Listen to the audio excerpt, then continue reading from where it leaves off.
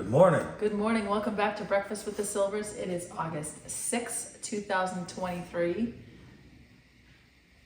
Okay. Today's devotional is titled Love That Bears with Others. From Ephesians 4:2, bearing with one another in love. And you're in Galatians 6. 1 through 10. Yep. Brethren, if a man be overtaken in a fault, ye which are spiritual, restore such a one in the spirit of meekness, considering thyself, lest thou also be tempted. Bear ye one another's burdens, and so fulfill the law of Christ. For if a man think himself to be something, when he is nothing, he deceiveth himself. But let every man prove his own work, and then shall he have rejoicing in himself alone, and not in another. For every man shall bear his own burden. Let him that is taught in the word communicate unto him that teacheth in all good things. Be not deceived, God is not mocked. For whatsoever a man soweth, that shall he also reap. For he that soweth to his flesh shall of the flesh reap corruption. But he that soweth of the Spirit shall of the Spirit reap life everlasting.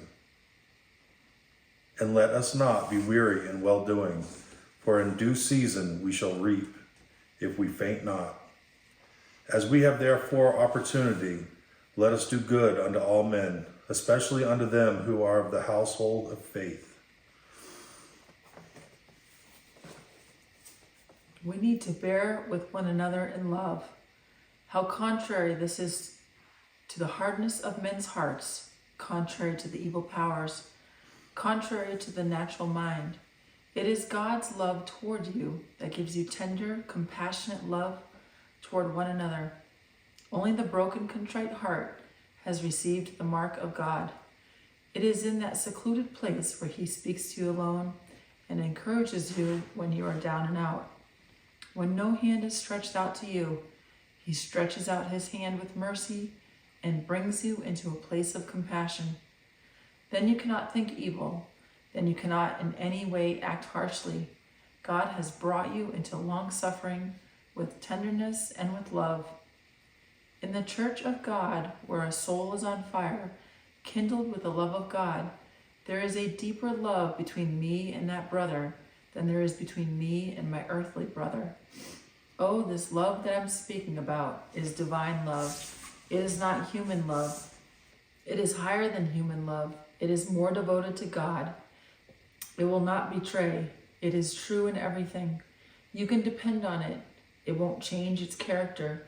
In divine love, you will act exactly as Jesus would act, for you will act with the same Spirit. As he is, so are we in this world. 1 John 4:17. As your intimacy with Christ in the Spirit deepens, as you walk with him in the light as he is in the light, 1 John 1:7, then the fellowship becomes unique in all its plan. I pray that God will help us to understand it so that we will be able to be clothed upon 2 Corinthians 5:2, as we have never been, with another majestic touch, with another ideal of heaven.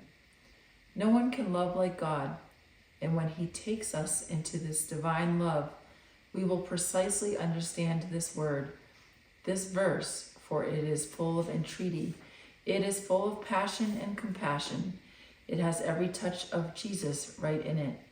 It is so lovely, with all lowliness and gentleness, with long suffering, bearing with one another in love. Ephesians 4:2. Isn't it glorious? You cannot find it anywhere else. You cannot get these pictures in any place you go. I challenge you to go into any library in the world and find words coined or brought forth like these words, unless they are copied from this word. They aren't in nature's garden, they are in God's. It is the Spirit explaining, for he alone can explain this ideal of beatitudes. These words are marvelous. They are beautiful. They are full of grandeur. They are God's. Hallelujah. Thought for today. You cannot bear with others until you know how God has borne with you. See you tomorrow.